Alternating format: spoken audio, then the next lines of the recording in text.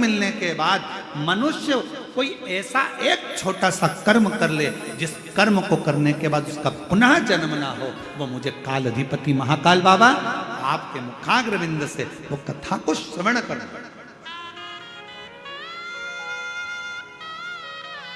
और अगर कथा सुनने की रुचि है,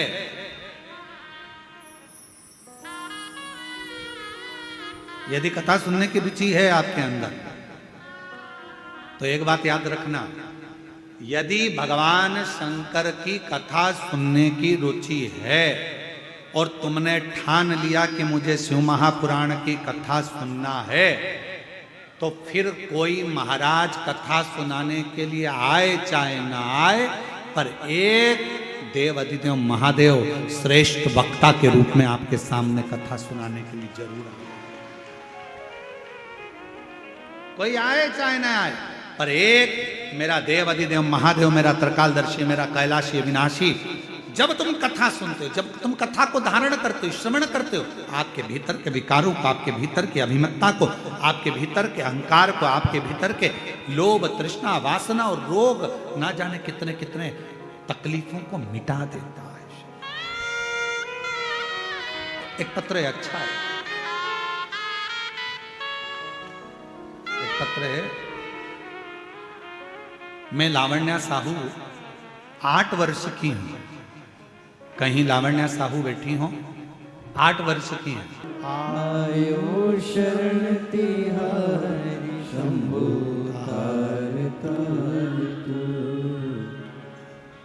छत्तीसगढ़ की ये पवित्र धरा, जहां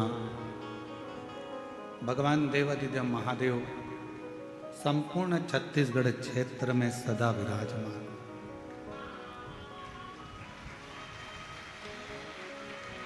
धान का कटोरा कहलाने वाला ये पवित्र धरा छत्तीसगढ़िया सबले, इसलिए अभी छत्तीसगढ़ में हम यहाँ कथा स्थल पर आ रहे थे, जब रोड पर बहुत सारे ऐसा सींग लगाए हुए, कहीं मोर पंख लगाए हुए, कहीं पंख लगाए हुए, बहुत सारे मेरी जीजियाँ और मेरे जीजा राह में खड़े हुए थे। कोई मृदंग बजा रहा था, कोई कुछ कर रहा था।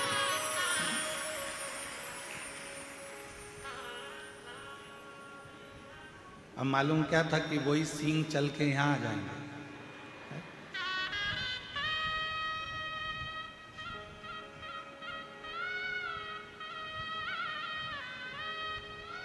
पर पूरे छत्तीसगढ़ वालों को गौरव होना चाहिए, पूरे छत्तीसगढ़ वालों को ये गौरव होना चाहिए कि पूर्व में हमारी सभ्यता, हमारी संस्कृति ऐसी थी कि हमारे पास में गहने नहीं थे।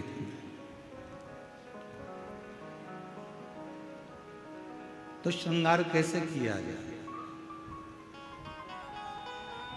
और छत्तीसगढ़ का व्यक्ति एक शिव की तरह है। शंकर भगवान को गहने की जरूरत नहीं पड़ती, जो उसको मिल जाता है उसको धारण कर लेता है और उसका श्रृंगार हो जाता है।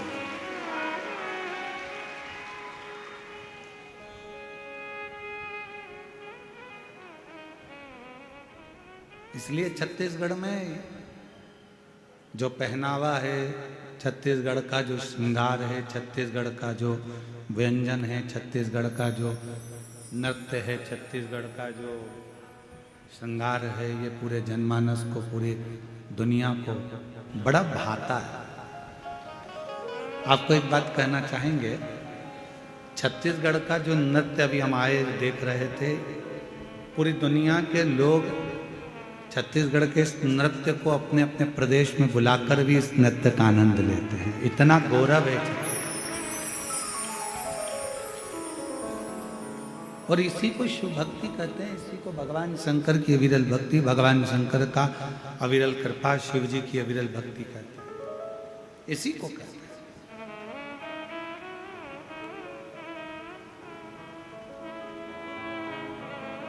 शिव का भोलापन क्या है?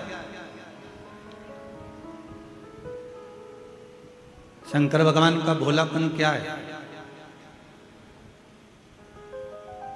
जो आ गया, कमजोर से कमजोर, दुर्बल से दुर्बल, दुखी से दुखी, परेशान से परेशान, तकलीफ में हो, वो भी अगर शिव की शरण में आ जाता है तो शंकर भगवान उसको स्वीकार कर लेते हैं।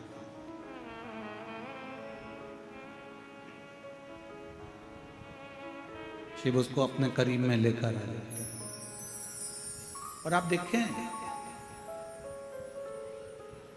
जिस चंद्रमा को स्वयं ससुर ने श्राप दे दिया हो, जिस चंद्रमा को स्वयं एक रोग लग गया हो काया का,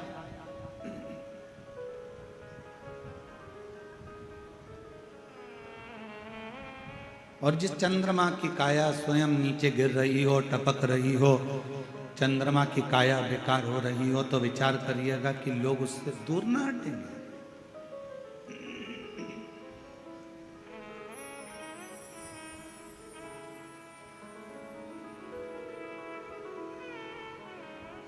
एक व्यक्ति में अगर कोई काया का रोग हो जाता है ना, एक व्यक्ति में अगर काया खराब हो जाती है, कोई शरीर का रोग लग गया, कोई चमड़ी गल कर गिरने लगी, कोई बेकार सा रोग हो गया, तो लोग उससे दूरी बना लेते हैं। भैया तुम्हारा बर्तन अलग रखना,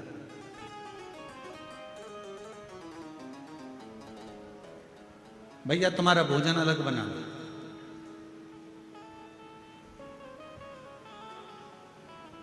ए भैया तुम हमारे बर्तन को हाथ न लगाना, तुम हमारे बर्तन को छूना नहीं, तुम हमारे बर्तन का स्मरण ना करिएगा, छुएगा ना, हमारे बर्तन को देखिएगा ना।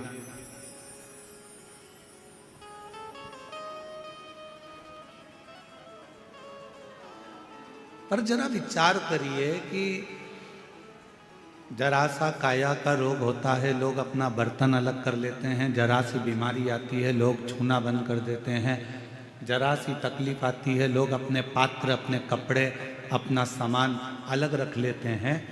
पर मेरे शंकर भगवान एक ऐसे हैं, मेरे शिव एक ऐसे हैं कि वो जिसके शरीर में भी रोग आ जाता है, जिसके शरीर में भी तकलीफ आ जाती है, उसको भी शरण देकर अपने मस्तक पर धारण कर लेते हैं और उसका कल्याण करते हैं।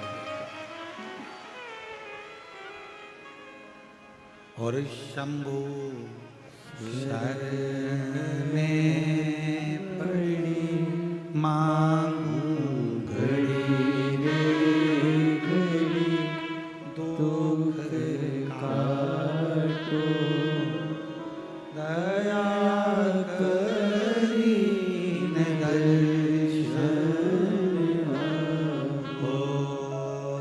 शंभु शरणे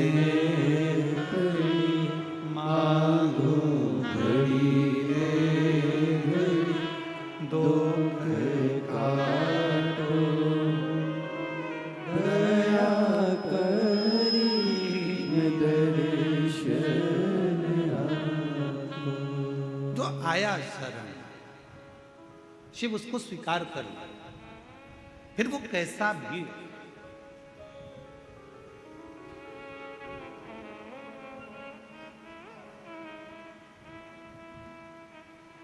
इस कथा का नाम हमने शिवोहम, शिव महापुराण की कथा दी। 19 तारीख से 23 तारीख तक निकुंभ जिला दुर्ग छत्तीसगढ़ में चलने वाली ये 5 दिवसीय शिव महापुराण की कथा, जो 1 बजे से 4 बजे तक हो रही है, इसका नाम शिवोहम, शिव महापुराण की कथा। शिवोहम का मतलब है कि शिव सब में।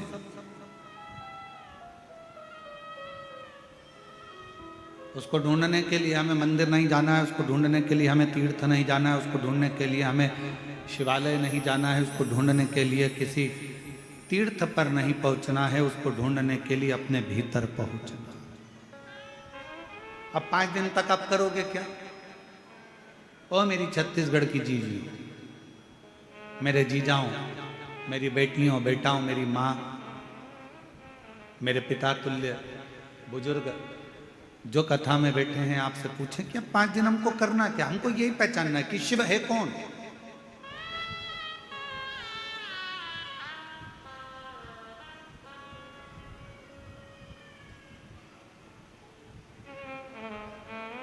शिव को जानने का प्रयास करना, शिव को पहचानने का प्रयास करना, भगवान शंकर को अपना बनाने का प्रयास करना। और हमने सारी दुनिया की वस्तुओं को संजोया।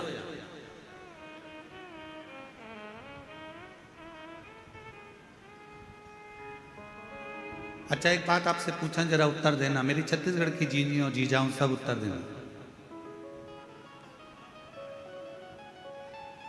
आपके घर में जेठानी रहती है, आपके घर में जेठ रहते हैं, आपके घर में देवरानी रहती है, आपके घर में देवर रहते हैं, आपके घर में ननंद रहती है, आपके घर में भांजा रहता है, आपके घर में भतीजा रहता है, आपके घर में काका काकी काका ससुर रहते हैं, काकी सास रहती है, आपके घर में काका जी के बच्चे भी रहते हैं, आपके घर में आपके सास ससुर भी रहते हैं, आपके घर में पूरा परिवार रहता है।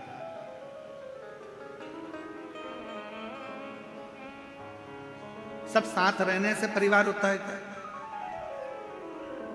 परिवार का मतलब क्या? हमारे कई लोग कहते हैं, पूछते हैं, महाराज जी हमारा पूरा परिवार एक साथ रहता है। अच्छा ठीक है, परिवार हो गया। काका जी साथ में है, काकी जी साथ में है, सास ससुर साथ में है, जेठ जेठानी साथ में है, देवरानी जेठानी साथ में है, तो क्या परिवार हो गया?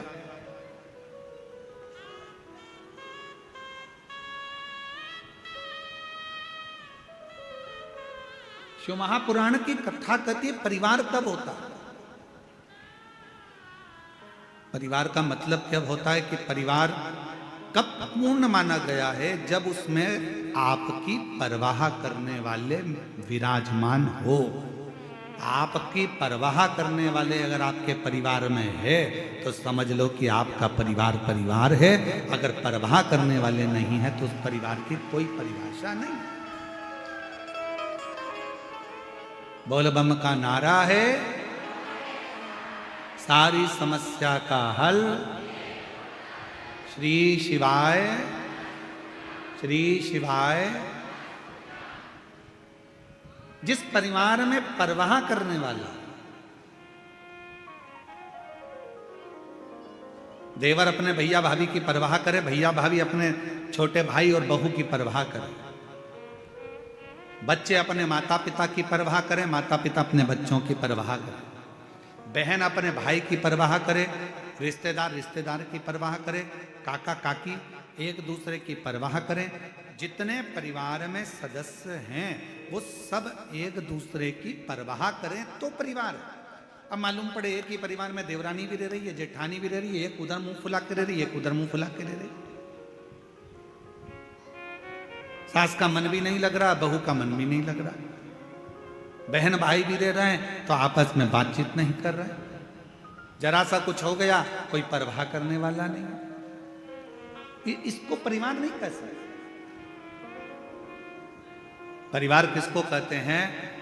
33 कोटि देवी देवता में अगर परिवार देखना है तो एक मेरे देवादिदेव महादेव का परिवार देखना, जो परिवार देखने के आनंद में। और शंभु शरणे मांगू घड़ी रे, दुख काटो दया करीन दर्शन आको। अगर परिवार देखना है तो मेरे देवादिदेव महादेव का देखो। अगर परिवार देखना है तो मेरे शंकर का देखो। शिवोहम, शिव महापुराण की कथा कर रही है, भगवान शंकर के परिवार को देखने का प्रयास कर।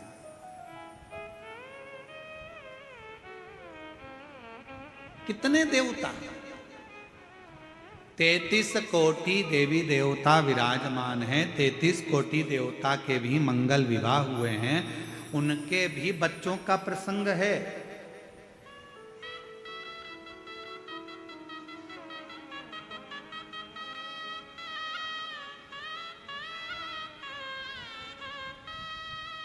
उनके भी बच्चों का प्रसंग है। श्रीमद् भागवत कथा उठाकर देखेंगे तो भगवान कृष्ण के विवाह का प्रसंग, भगवान कृष्ण के बच्चों का प्रसंग, भगवान कृष्ण के पोतों का प्रसंग सबका आता है कि नहीं आता है? जम के बोलो जरा, भागवत सुनिए ना अपन ने। बोलो जम के बोलो, आता है कि नहीं आता? सबका प्रसंग आएगा।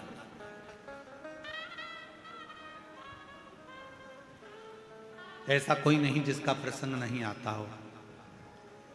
भगवान राम जी का चरित्र स्मरण करेंगे, रामचरितमानस को उठाएंगे, रामचरितमानस का स्मरण करेंगे, रामचरितमानस को पढ़ेंगे, रामचरितमानस का अध्ययन करेंगे, तो उस रामचरितमानस के अध्ययन में निकलेगा कि भगवान राम जी के भी पुत्र हुए, लक्ष्मण जी के भी पुत्र हुए, भरत शत्रुघ्न जी के भी पुत्र हुए, उनका वंश बढ़ा, फिर उनके बच्चों का वंश बढ़ा, फिर उनका वंश बढ़ा, ये क्रम चलता रहा। अगर प्रसंग उठाकर देखेंगे तो भगवान विष्णु का भी वंश का प्रसंग मिलेगा, भगवान ब्रह्मा के वंश का प्रसंग मिलेगा, सारे देवताओं के, इंद्र के वंश का प्रसंग मिलेगा। पर 33 कोटि देवी देवता में केवल एक देवता ऐसे हैं, वो देव अधिदेव महादेव ऐसे हैं जिनके वंश का प्रसंग किसी बच्चे से भी अगर पूछ लिया जाए तो वो भी बता देता है कि शंकर भगवान के पुत्र श्री गणेश जी महाराज हैं, उनकी पूजन होती है। भगवान श्री षडानंद कार्तिकेय हैं, उनकी पूजन होती है। भगवान के वंश का पूरा प्रसंग का वर्णन किया जाता है, पूरे प्रसंग।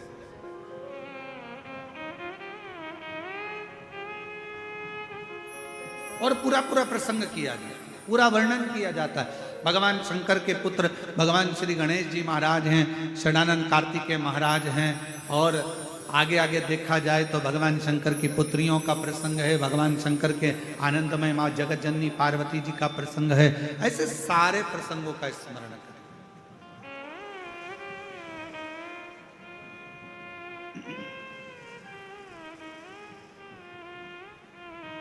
और जब हम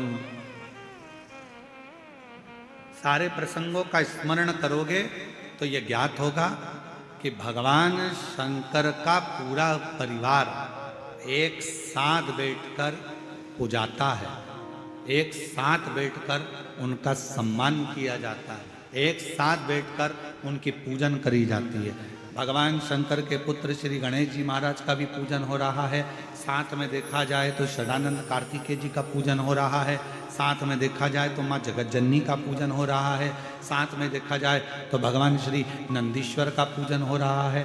यदि हम देखें तो भगवान शंकर के पूरे परिवार के जितने जितने सदस्य हैं सबका सम्मान हो रहा है, सबका पूजन हो रहा है, सबकी आराधना हो रही, सबकी चाकरी हो रही, सबकी सेवा हो रही है। पर बाकी के अगर देवताओं का क्रम उठाकर देखोगे और सारे देवताओं का प्रसंग उठाकर देखोगे तो उनके वंश में जितने जितने हुए हैं उनके पूजन का क्रम आप नहीं देख पाएंगे, उनका पूरा व्याख्यान आप नहीं देख पाएंगे।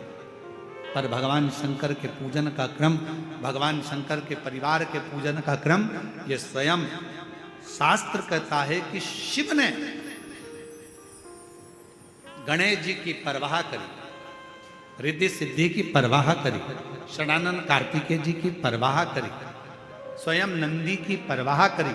तो ये जितने जितने परिवार के सदस्य हैं इन्होंने भगवान देवाधिदेव महादेव की परवाह करी, पार्वती जी ने शिव जी की परवाह करी।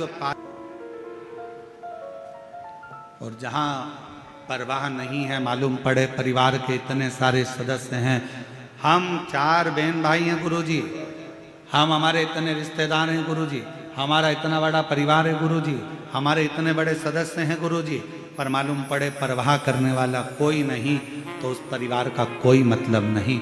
शिव महापुराण की कथा कहती है जहां परवाह करने वाले हैं वही परिवार, वो परिवार।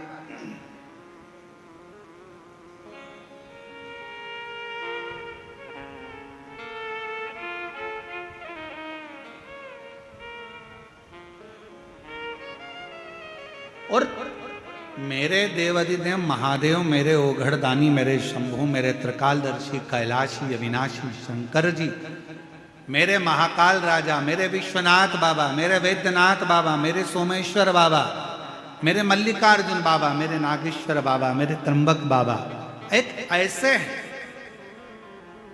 जो पूरे परिवार का परवाह करते। अब शिव का परिवार कौन? केवल गणेश जी शंकर का परिवार नहीं, केवल कार्तिकेय शिव जी का परिवार नहीं है, केवल जया विषहरा शामरी बारी दौतली देव शिव का परिवार नहीं, केवल अशोक सुंदरी शंकर जी का परिवार नहीं, केवल शुभ लाभ रिद्धि सिद्धि ही शिव जी का परिवार नहीं, केवल माँ जगत जननी पार्वती ही शंकर का परिवार नहीं। शिव महापुराण की कथा कहती है, जो शंकर जी के मंदिर में जाकर एक लोटा जल समर्पित करता है, अपने घर से पैदल चलकर शिवालय तक जाता है, अपने घर से चलकर जो शंकर भगवान के मंदिर तक पहुंचता है, शिव कहते हैं वो मेरे परिवार का ही सदस्य है, उसकी परवाह करना मेरी जवाब, उसकी परवाह करना, उसकी परवाह धारण करना, ये मेरे मेरे परिवार की जवाबदारी है, ये मेरी जवाबदारी।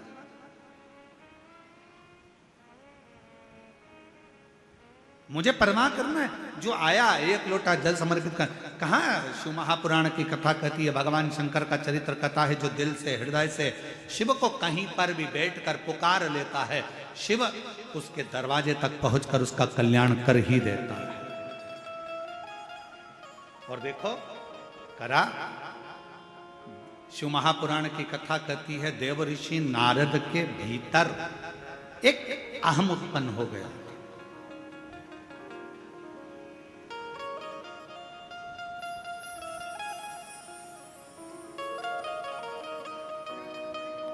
कौन सा अहंकार आ गया था देव ऋषि नारद के भीतर?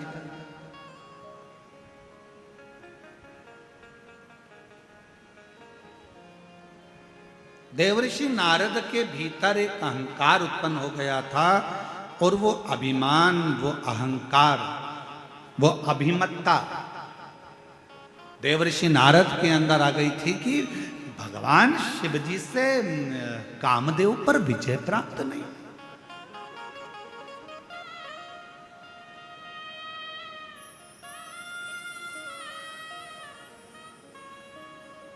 और कभी कभी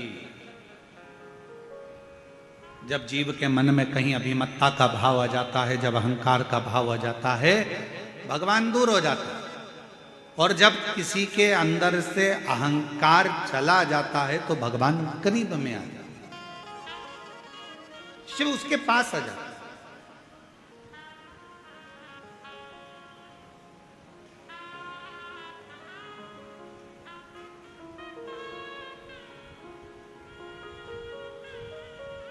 यहाँ पर माननीय मुख्यमंत्री जी की धर्मपत्नी श्रीमती कौशल्या देवी सहाय जी बैठी हुई हैं।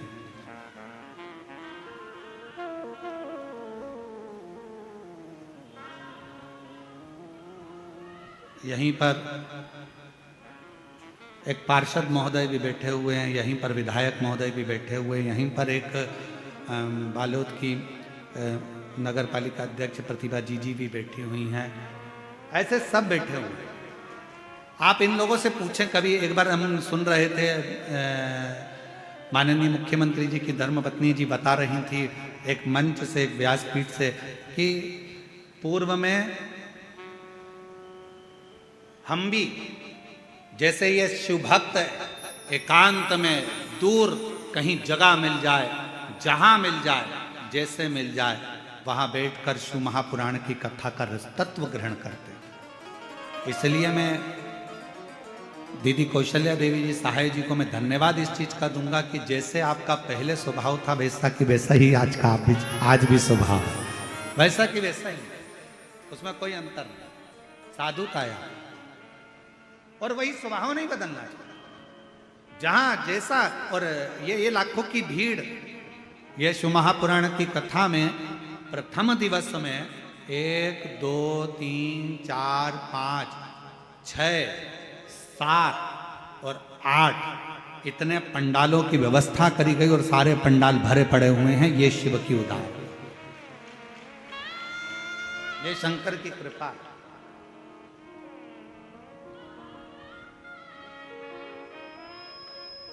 और ये आपका विश्वास, ये आपका भरोसा। तो कोई ये देवर्षि नारद के भीतर एक भाव उत्पन्न हो गया, एक अभिमत्ता का भाव उत्पन्न हो गया, एक अहंकार का भाव उत्पन्न हो गया। देवर्षि नारद को लगा कि बताओ, मैं ये भगवान शिव कामदेव को ना जीत पाए, कामदेव को।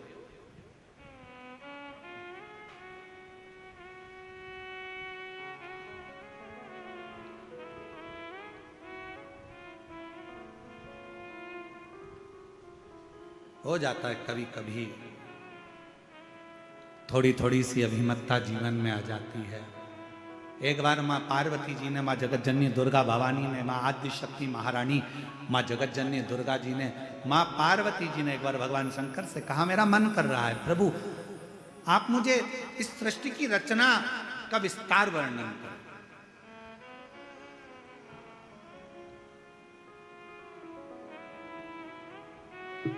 मानव का जन्म क्यों हुआ है, पृथ्वी पे आने का कारण क्या बना, मनुष्य पृथ्वी पर आने के बाद कौन सा कर्म कर ले जिस कर्म को करने के बाद उसका फिर जन्म ना हो, मुझे वो वृत्तांत आप श्रवण कराएं। पार्वती जी शिव जी से कर रही हैं कि मुझे ऐसी कथा सुना। फिर वही प्रसंग आ गया जो अभी चाकरवाड़ी में कहा था कि भोलेनाथ सुना दो ऐसी कथा जिसे सुनकर मैं भी अमर हो।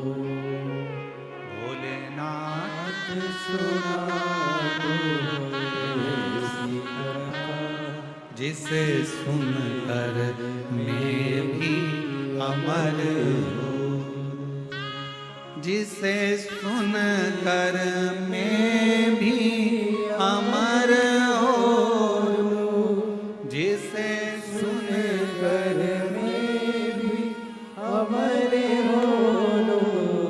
भोलेनाथ सुना दो ऐसी कथा जिसे सुनकर मैं भी अमर हो।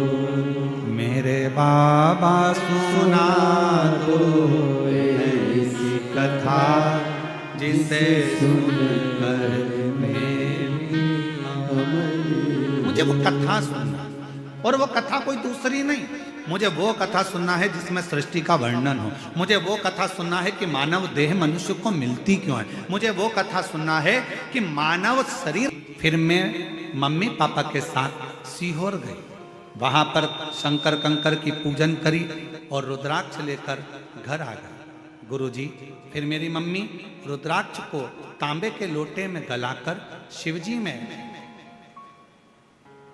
कुंदकेश्वर महादेव का नाम लेकर जल चढ़ाना, और मेरे शरीर में लगाती रही। मेरा आयुर्वेदिक आज भी चलता रहा, डॉक्टरों का इलाज भी चलता रहा। आप कहते हो डॉक्टर भी शिव का एक रूप है, हम शंकर का रूप मानकर उनकी भी दवाइयां लेते रहे। और 3 पूर्णिमा का गाय के बछड़ा जब दूध पीता है, उसका जो फेन बछड़े के मुंह पर जमा होता है, उसको चम्मच में निकालकर अपने शरीर में लगाने वाला 3 पूर्णिमा का उपाय वो भी किया। और बाबा की ऐसी कृपा हुई गुरुदेव, 3 महीने के अंदर मेरी पूरी बीमारी ठीक हो गई और मेरा शरीर पूरा के पूरा साफ हो गया। अब मेरे शरीर पर सफेद दाग नहीं है, मैं पूर्ण तरह से स्वस्थ।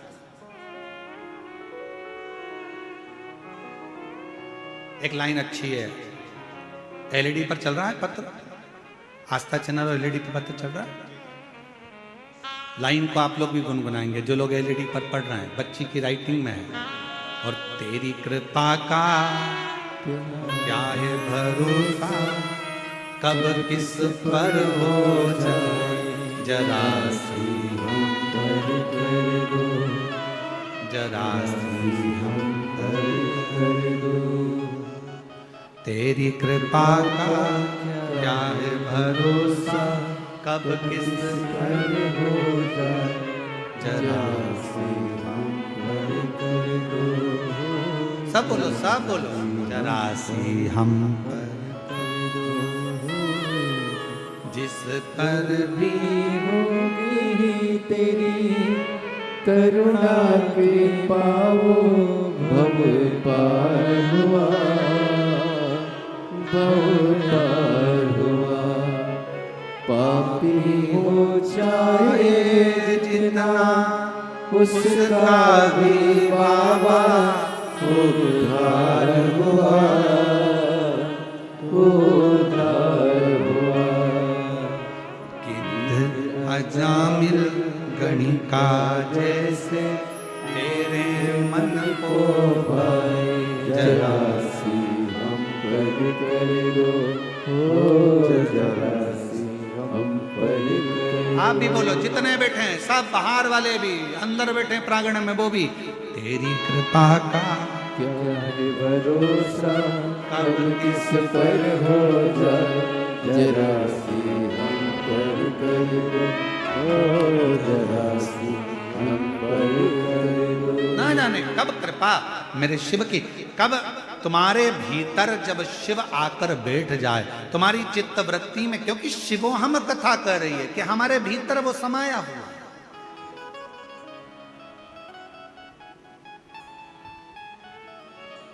बस थोड़ी सी अभिमत्ता दूर हो, थोड़ा सा अभिमान दूर हो, थोड़ा सा अहंकार दूर हो, थोड़ी सी अभिमत्ता दूर होगी, अहंकार दूर होगा, परमात्मा हमारे करीब में आ जाए, शिव हमारे पास में आ जाए।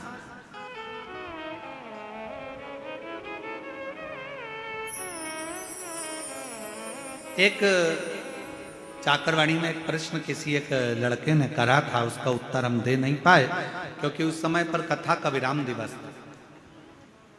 एक लड़के ने प्रश्न करा चाकरवाड़ी में, क्यों गुरुजी भगवान हमारे शरीर में हमारा कल्याण करने के लिए भगवान हमारे मन में बाहर से आता है क्या? प्रश्न था। दीदी एक प्रश्न करा गया कि भगवान क्या बाहर से हमारा कल्याण करने के लिए आता?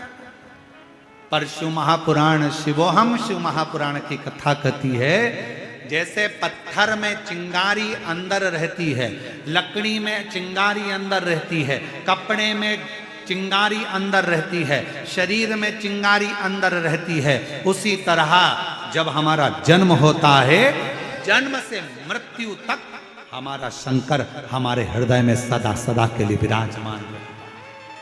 उसको प्रकट नहीं किया जाता, उसको प्राप्त करने के लिए बस भीतर खोज करी जाती है, अपने भीतर उस परमात्मा को संजोया जाता है, उस परमात्मा को खोजा जाता है, अपने भीतर जाया जाता है, थोड़ा सा खोज।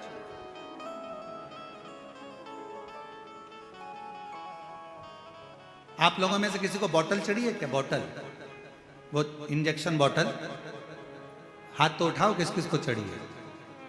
अच्छा, रख लो रख लो, बहुत सारे हो, चलो हम भी हैं तुम्हारे साथ में, ठीक है? ऐसा नहीं कि हमको नहीं चढ़ी, हमें भी चढ़ी। जब माता बड़ी का तब चढ़ी। बोतल चढ़ती है तो वो कंप्यूटर क्या करता है, सिस्टर क्या करती है, नस ढूंढती है। बोलो ढूंढती कि नहीं ढूंढती? यहाँ पर पट्टा बांधेगी एक लपक के, फिर कहेगी मुट्ठी बांधो, और मुट्ठी बांध कर फिर यहाँ नस, फिर देखेगी। अब यहाँ पर नस नहीं मिली तो फिर थोड़ा सा कहेगी पट्टे को नीचे बांधा, फिर यहाँ, फिर कहेगी यहाँ देखती हूँ, ऐसा ऐसा करो जम के, फिर ऐसा करेगी। करने के बाद उसमें नस मिलेगी, नस मिलने के बाद फिर सुई लगाएगी, फिर बॉटल चढ़ाएगी, और फिर कहेगी हाथ मत हिलाना। बस शिव महापुराण की कथा भी ये कहती है, परमात्मा जैसे नस हमारे शरीर में है, बस ढूंढने के लिए ठप लगाना पड़ रही है, थोड़ा कसना पड़ रहा है, और हाथ को स्थिर रखना पड़ रहा है। ये तीन चीजें अपने लिए है। परमात्मा नस की तरह हमारे अंदर समाया हुआ है, उसको ढूंढने के लिए अपने को थोड़ा संयमित होना पड़ेगा, थोड़ा काम, लोभ, आसक्ति, वासना, तृष्णा से कसना पड़ेगा कि ये हमारे भीतर प्रवेश ना कर जाए, और उसके बाद फिर थप देना पड़ेगी। कहाँ की? सत्संग की थप लगाओ, फिर हाथ को स्थिर कर लो, परमात्मा प्राप्त हो जाए। परमात्मा आ जाओ बेटा।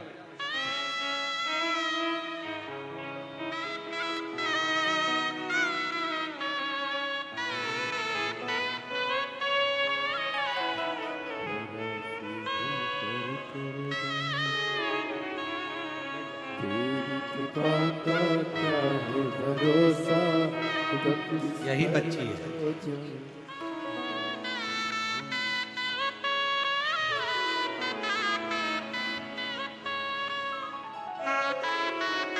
पूरे शरीर में श्वेत श्वेत सफेद दाग हो गए थे, और बाबा की कृपा से पूर्ण तरह से स्वस्थ। एक बार जोरदार ताली बजाकर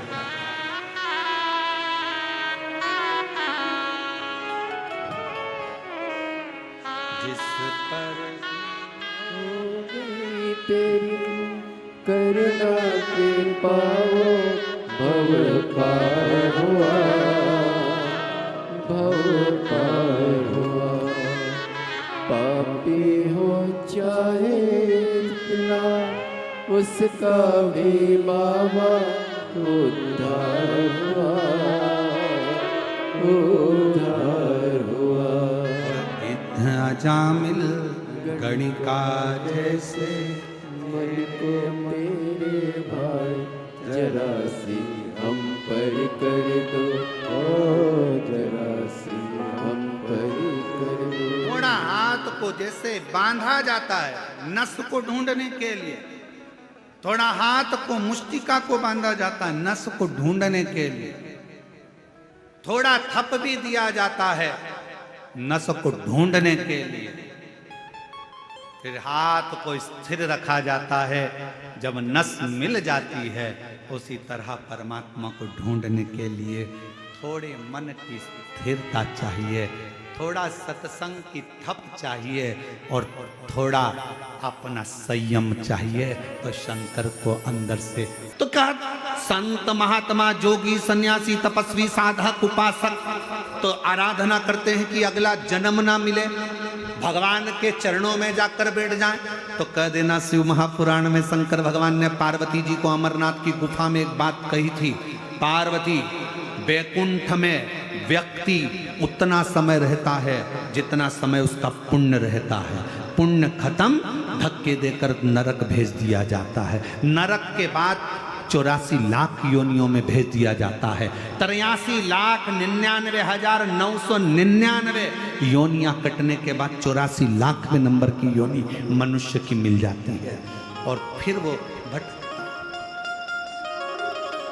तुम्हारी जेब में अगर 1,000 नोट की गड्डी, 500 के नोट की गड्डी, तुम्हारी जेब में 2 लाख रुपए तुम्हारी जेब में भरे पड़े हैं, तो तुम कभी भी किसी भी होटल में जाकर रह सकते हो, तुम्हारी अटैची भी तुमको नहीं उठाना पड़ेगी, वेटर उठाएगा, तुम्हारे कमरे में चाय आएगी, तुम्हारे कमरे में नाश्ता आएगा और वेटर 3 बार सलाम ठोकेगा, सर सर सर क्या लाऊं क्या लाऊं क्या लाऊं, और फिर किसी को मालूम पड़ गया कि तुम्हारे 2 लाख रुपए खत्म, फिर वेटर सर सर कहेगा, नीचे से एक फोन आएगा कमरे में, कमरा छोड़िए, खाली करिए, अब चेकआउट करिए, जाओ। तो कहा अब मेरे पास पैसे थे तब तक तो लोगों ने पूछा। उसी तरह वैकुंठ में जब तक तुम्हारे पास में पुण्य है तब तक तो तुम बैठोगे, बाद में धक्का देकर निकाल दिया। इसलिए शंकर का भक्त, शिव की आराधना करने वाला, शिव की उपासना करने वाला वैकुंठ नहीं जाना चाहता, क्योंकि वहां तो उतने दिन रहेंगे जितने दिन जेब में पैसा है, बाद में नरक भेज दिए जाएंगे। तो शंकर का भक्त कभी वैकुंठ नहीं जाना चाहता। शंकर का भक्त से पूछा गया तू कहाँ जाना चाहता है, तो कहा मुझे कैलाश भेज दो। कैलाश क्यों? क्योंकि 33 कोटि देवता शंकर जी के बिना निर्णय के कोई काम नहीं करते, इसलिए 24 घंटे कोई ना कोई देवता कैलाश आता रहता है। मैं कैलाश में रहूंगी, शंकर की आराधना करूंगी, कोई आएगा उसका दर्शन हो जाएगा, पुण्य मिल जाएगा, बहुत है। और कहीं जाने की जरूरत नहीं, वैकुंठ जाऊंगी तो नीचे पटकोगे, वापिस नहीं आना पड़ेगा, इससे अच्छा है मुझे तो कैलाश में। अगर देना हो तो दीजिए जन्म जन्म का, हमें नहीं जाना। वो एक गाना याद करो, कौन सा गाना था? पहला संदेशा मेरे ससुर जी का है।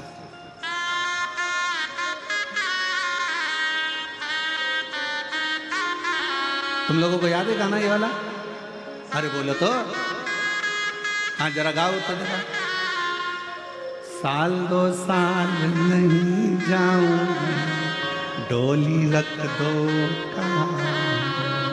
पहला संदेशा मेरे ससुर जी का आया, इस डोकरे के साथ नहीं, इस बुढ़े के साथ नहीं, डोली रख दो। दूसरा संदेशा मेरे जेठ जी का आया, ये मुछंदर के साथ नहीं, डोली रख दो। और आखिरी संदेशा मेरे पिया जी का आया, तो नंगे पैर दौड़ी जाऊंगी, डोली रख दो। बस ये याद रखना, पहला संदेशा यमराज का आएगा, सूचना देगा, चल इतने में डरा कर कह देना, घबराए फालतू की बात करना मत ही रे यमराज, तू मुझे पहचानता नहीं है, चाकरबाड़ी में 7 दिन शिव पुराण की कथा सुनी है, मेरा सबूत लेना हो तो संत ज्ञानेश्वर माउली जी से ले ले, तेरे साथ तो नहीं जाऊंगी। यमराज को घबरा कर भागा। यमराज ने कहा किसको भेजूं? फिर अगला संदेशा चित्रगुप्त को भेजा, जाओ। तो कहा इस मुछंदर के साथ नहीं जाऊंगी। ए चित्रगुप्त, फालतू की बात करना मत, सबका हिसाब रखना, मेरा हिसाब मत रखना। मैंने तो बीड़ में कथा सुनी, मैंने तो छत्रपति संभाजी नगर में कथा सुनी, मैंने पंढरपुर कथा सुनी, मैंने चाकरवाड़ी कथा सुनी, फालतू की बात मेरे से करना मत। इतने में वो मुछंदर भी गया। तब देवताओं ने सब ने जाकर भगवान शंकर से कहा, प्रभु ये तुम्हारी है, ये तुम्हारे बिगड़ नहीं आएगी। तब शंकर जी नंदी लेकर आए। जो नंदी लेकर आए तो शिव भक्त ने देखा मेरा बाबा आ गया, अब जाऊंगी, दौड़ पड़ूंगी, बुलाने आया है, दौड़ी भागी और मेरा शिव आया। 1 2 साल नहीं, डोली रख दो, मैं बैकुंठ डोली। आखिरी संदेशा मेरे शिव जी का आया, आखिरी संदेशा मेरे शिव जी का आया। और सुनो, बहुत देखो, शंकर की कथा सुनने वाले सावधान हो जाना, सब ध्यान रखना। तुम्हारे घर में तुम्हारे बिना पूछे कोई घुस नहीं सकता। बोलो जम के, घुसेगा? बिना पूछे तुम्हारे घर में कोई घुस नहीं सकता। उसी तरह शंकर की कथा सुनने वाले को उठाने के लिए हर कोई आ नहीं सकता, आएगा तो शिव आएगा, दूसरा कोई नहीं। और अगर आ भी जाए तो तुम वो बच्चे को देखो, छोटा सा बच्चा होता है ना, उसको अगर मन की चीज नहीं होती तो जमीन पे सो जाता, मचल जाता। बस तुम भी ऐसे ही करना। वो अगर यमराज दिखने लगे, काले काले कपड़े, भयंकर श्रृंगार, भयंकर सा दिखे, घबराना नहीं। उसी समय पर श्री शिवा श्री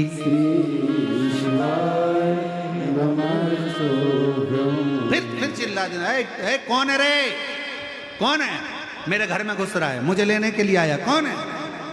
इतने में यमराज कहेगा मैं हूं।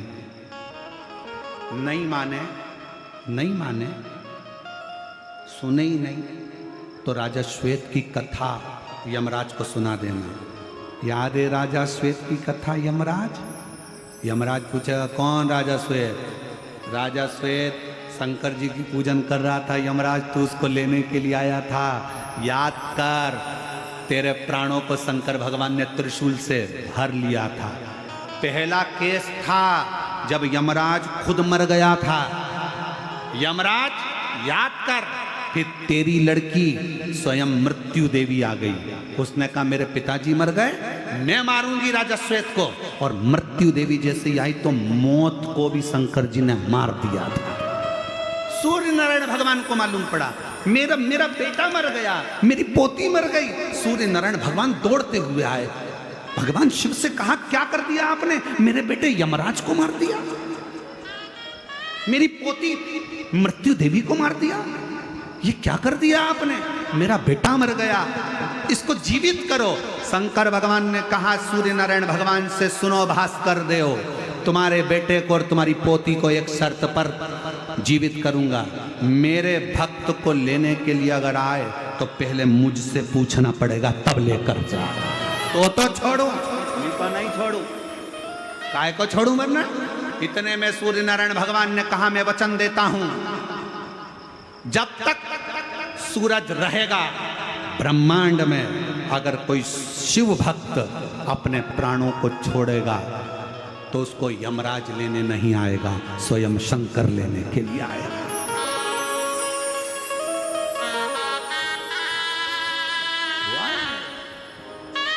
और यही होना चाहिए।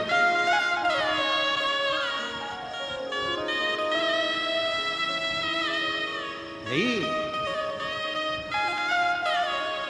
फूलों की कलियों में, काशी की गलियों में, फूलों की कलियों में, काशी की गलियों में, तेरे बिना कुछ कहीं ना,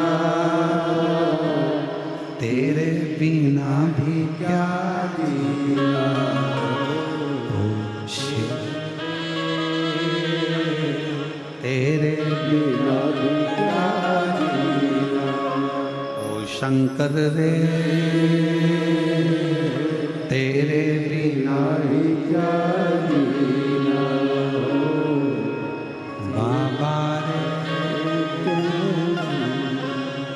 काशी की गलियों में, फूलों की कलियों में, तेरे बिना कुछ कहीं ना,